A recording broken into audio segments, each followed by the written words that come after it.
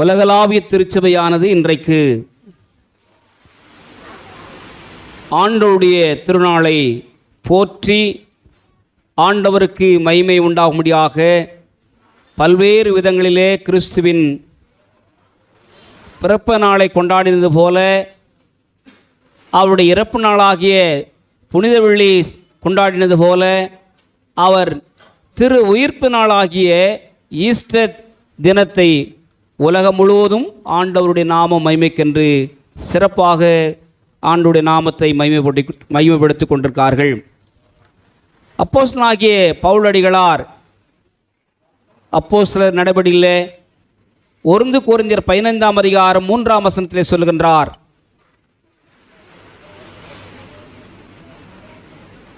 அவர் இவ்விதமாக சொல்லுகின்றார், 500 பேருக்கும் அதிகமான மக்களுக்கு அவர் ஒரே சமயத்திலே தரிசனமானார். அகால பிறவியாகி எனக்கும் அவர் தரிசனமானார்.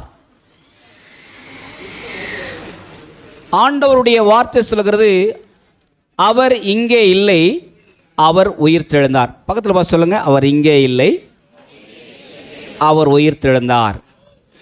உயிர்த்தெழுந்த உயிருள்ள இரட்சகரை மரித்தோரிடத்தில் தேடுவதென்ன? பக்கத்தில் பார்த்து சொல்லுங்க, உயிருள்ள ஆண்டவரை கல்லறை திருநாளில் போய் தேடுற மாதிரி தேடக்கூடாது. ஹல்லேலூயா. உயிர்த்தெழுந்த ஆண்டவரை மரித்தோரிடத்திலே தேடுவதென்ன?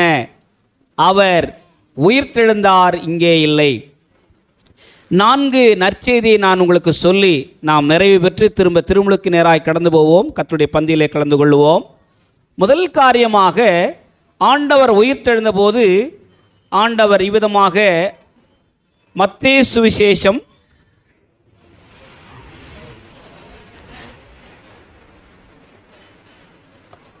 28ஆம் அதிகாரம், மத்தேயு சுவிசேஷம் 28ஆம் அதிகாரம் 9ஆம் வசனம் 4 வார்த்தைகளை இன்றைக்கு நாம் தியானம் செய்வோம். முதல் வார்த்தையாக, அவர்கள் மகதலேனா மரியாளும் ஓரிரு சகோதரியரும் அவர்கள் அவருடைய சீஷர்களுக்கு இந்த நற்செய்தியை சொல்லும்படியாக புறப்பட்டு செல்லும்போது, எழுந்திருந்து வாசிமா, இயேசு தாமே அவர்களுக்கு புறப்பட்டு வாழ்க என்றார். எல்லாரும் சொல்லுங்க, எல்லாரும் சொல்லுங்க, அல்லேலூயா, அல்லேலூயா.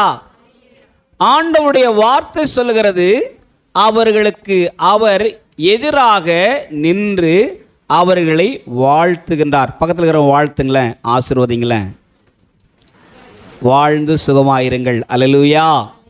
வாழ்க என்று சொல்லி ஆண்டவர் அவர்களை வாழ்த்தினார், ஆசீர்வதித்தார். அன்புக்குரிய விசுவாச பெருமக்களே, இந்த திருநாள் ஆனது நம்முடைய வாழ்க்கையில் ஒரு திருப்புமுனை. உன் ஆத்துமா வாழ்கிறது போல நீ எல்லாவற்றிலும் வாழ்ந்து சுகமாக இருப்பாயாக. கைகளை தூக்கி சொல்லுங்க பார்க்கலாம்.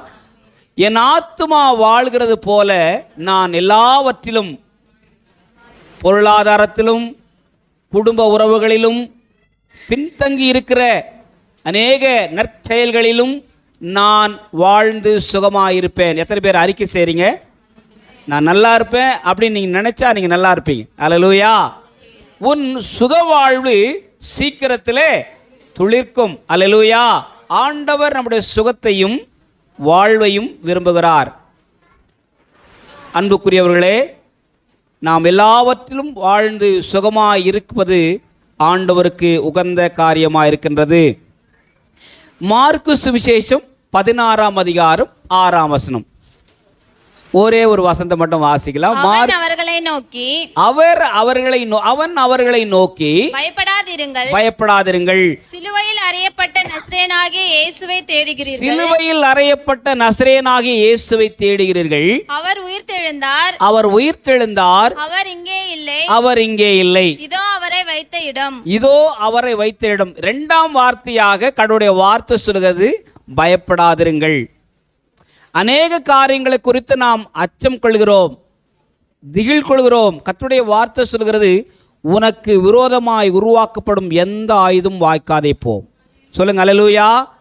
ஆலயத்துக்கு விரோதமாக, நமக்கு விரோதமாக, குடும்பத்துக்கு விரோதமாக இந்த ஆலயத்தை ஸ்டார்ட் பண்ண நாளில் அநேகர் இதற்கு விரோதமாக எழும்பினார்கள். இங்கே ஆலயம் கட்டக்கூடாது, சபை கட்டக்கூடாது, இங்கே ஆராதனை நடக்கக்கூடாது சொல்லிட்டு போயிட்டுருக்கலாம். ஆனால் ஆண்டவர் அவருடைய நாமத்தை மையப்படுத்தி கொண்டிருக்கின்றார். ஏனென்றால் வேதம் சொல்லுகிறது, பாதாளத்தின் வாசல்கள் மேற்கொள்ளுவதில்லை. தேவன் அதன் தலைவராயிருக்கிறார்.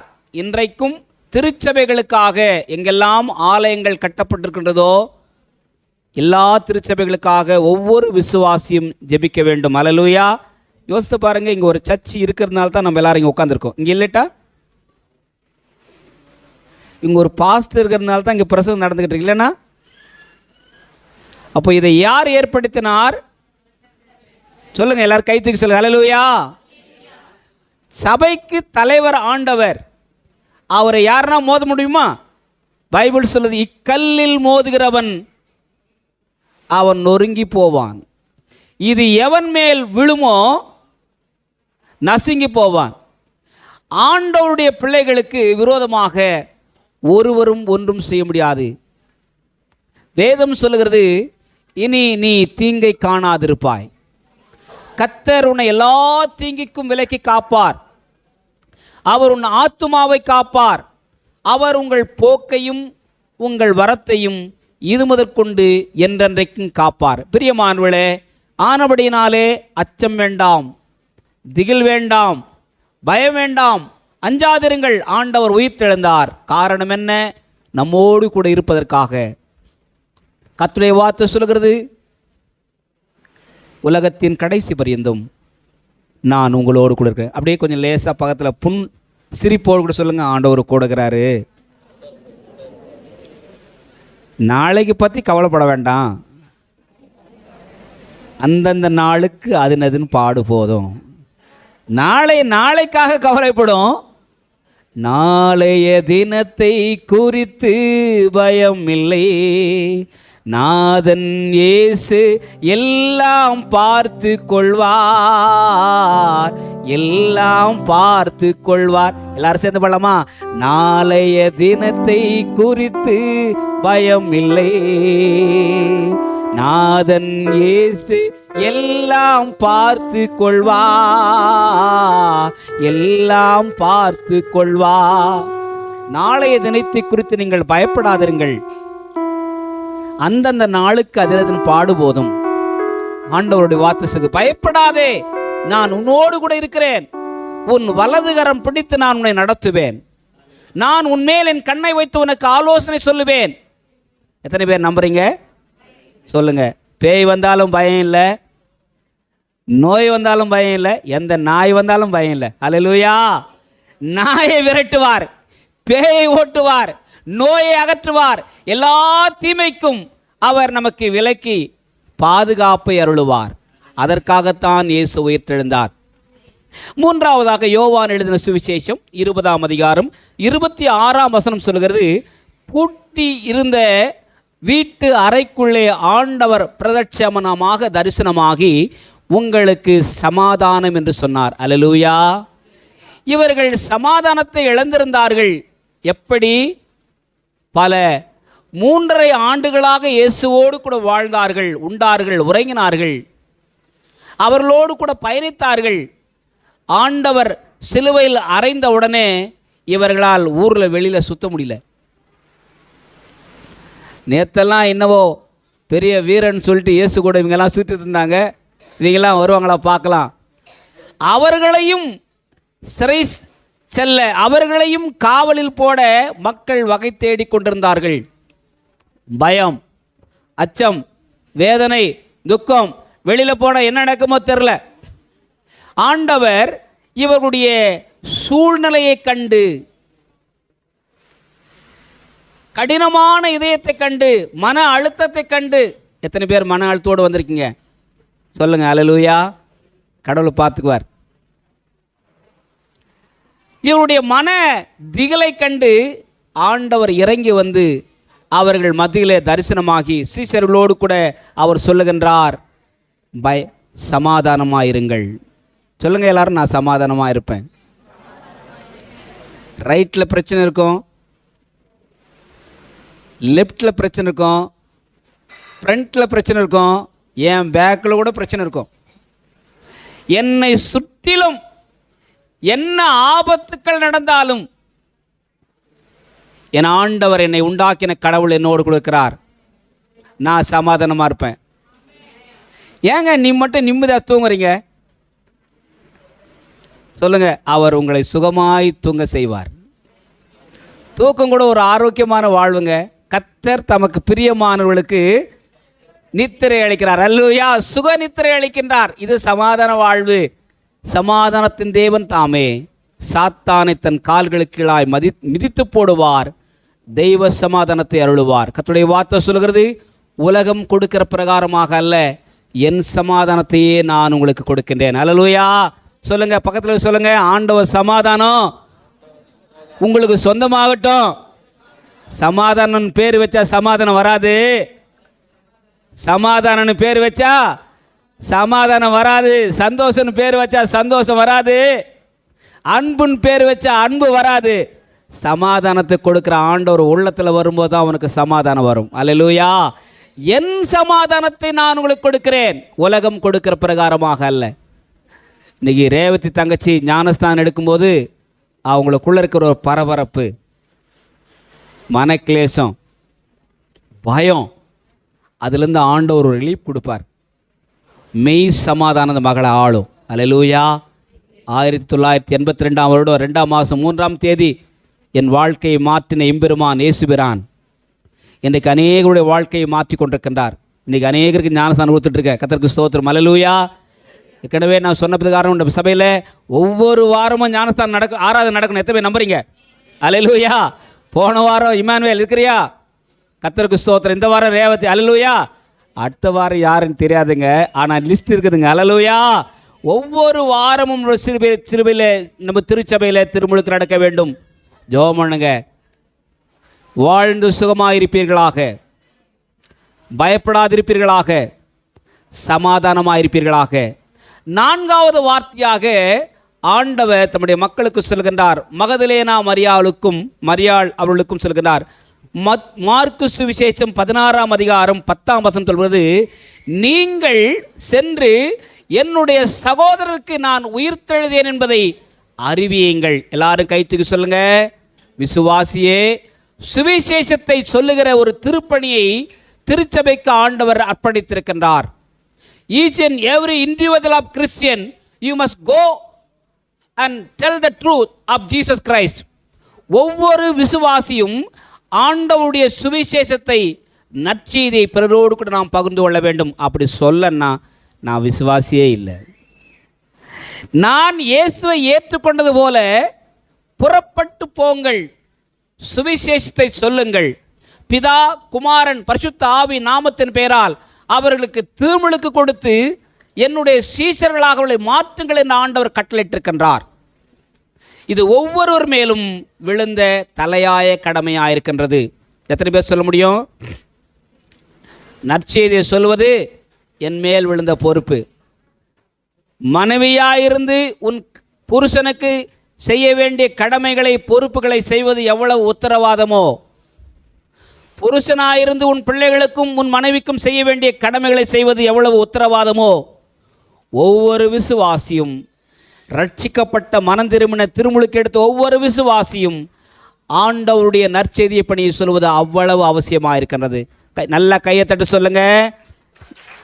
வாழ்வது உமக்காக. எல்லாம் சேர்ந்து பாடலாமா? ஒரே சரணா.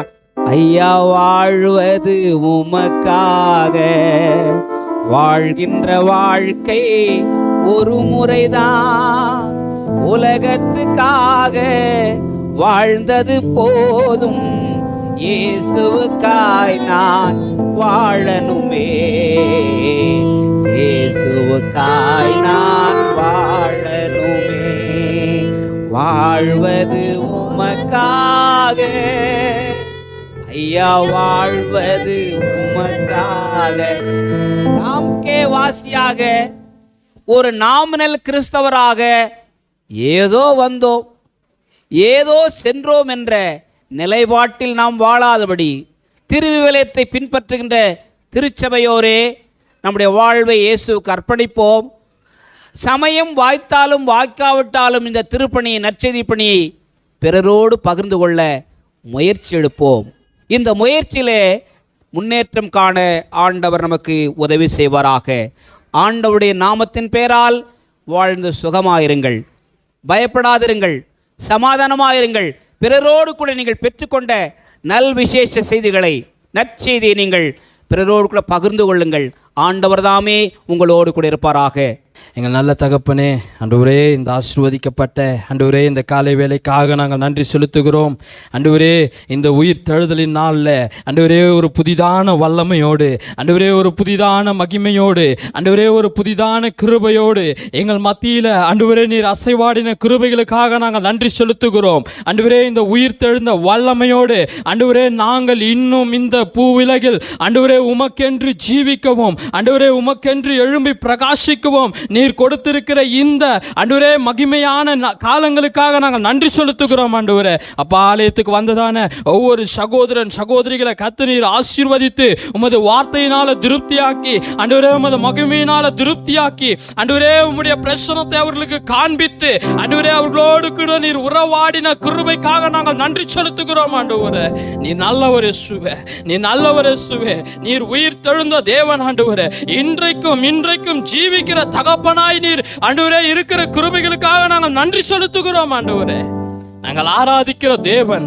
நாங்கள் ஆண்டவரே அப்பா நாங்கள் வணங்குகிற எங்கள் தேவன் ஆண்டவரே நேற்றும் இன்றும் என்றும் மாறாதவர், அவர் ஜீவனுள்ளவர் என்கிற ஆண்டவரே இந்த சத்தியத்தை, ஆண்டவரே இந்த நம்பிக்கையை எங்கள் இருதயங்களில் நீர் இன்னும் பலப்படுத்துகிற கிருபைகளுக்காக நாங்கள் நன்றி செலுத்துகிறோம். அப்பா, உமக்கென்று ஆண்டவரே உம்முடைய உயிர் தெழுந்த வல்லமையோடு வருகிற நாட்கள்ல ஏசப்பா உமக்கென்று எதாகிலும் செய்ய, ஆண்டவரே உமக்கென்று எதாகிலும் செய்ய எங்களுக்கு நீர் பலம் தரும்படி ஜெபிக்கிறோம். ஆண்டவரே, அப்பா, வந்த ஒருவர் ஒருமையாய் திரும்பி போகாதபடிக்கு உம்முடைய பிரசன்னத்தினாலும் உம்முடைய மகிமையினாலும் உம்முடைய வல்லமையினாலும் நீர் நிறைத்து அனுப்புகிற கிருபைக்காக நன்றி செலுத்துகிறோம். அப்பா, ஆண்டவரே சபை முழுவதையும் கரத்தில் ஒப்பு கொடுக்கிறோம். ஆண்டவரே அப்பா, நீர் பொறுப்பெடுத்துக் கொள்ளுங்க. அநேக ஆயிரங்களுக்கு, அநேக லட்சங்களுக்கு கர்த்தர் எங்களை ஆசீர்வாதமாய் வைப்பீராக. ஆண்டவரே, சபை இந்த பகுதிக்கு மிகப்பெரிய ஆசீர்வாதமாய் இருப்பதற்காக நன்றி செலுத்துகிறோம். தேவ பிரசன்னம் ஒவ்வொருவரையும் நிரப்பும்படியாய், ஒவ்வொருவரையும் ஆளுகை செய்யும்படியாய் ஒப்பு கொடுக்கிறேன். உமக்கென்று சாட்சிகளா இந்த பூமியில் வாழ கர்த்தர் உதவி செய்யும். பெரிய காரியங்களை செய்யுங்க. இயேசுவின் நாமத்தில் பிதாவே, ஆமென். என் ஆத்துமாவே கர்த்தரை ஸ்தோத்திரி, முழு உள்ளமே பரிசுத்த நாமத்தை ஸ்தோத்திரி. என் ஆத்துமாவே கர்த்தரை ஸ்தோத்திரி, கர்த்தர் செய்த சகல உபகாரங்களை மறவாதே. ஆமென். நம்முடைய ஆண்டவராகிய இயேசு கிறிஸ்துவின் கிருபையும் பிதாவாக இதனுடைய அன்பும் தூய ஆவியுடைய அருளும் ஆசியும் நாம் அனைவரோடும் விசேஷமாக இந்த நாளிலும் திருமுழுக்கு எடுக்கிறதான மகள் ரேவதியோடும் குடும்பத்தோடும் இன்றும் என்றும் சதா காலத்தில் நிலைத்திருப்பதாக. ஆமென். தேவ ஆசீர்வாத தோடு அடியாரே அனுப்பு வார்த்தை மாப்பத்தாலே போஷித்து வளர்த்தியோ இப்போதும் தேடி வந்து மானதார போற்றினோ மோட்சலோகத்தில் கழித்து உம்மை வாழ்த்தி தோடுவோ. ஆமென். ஆண்டவர் உங்களை ஆசீர்வதிப்பாராக. ஒருவரை ஒருவர் வாழ்த்தி சமாதானத்தோடு சென்று வாருங்கள். ஆமென்.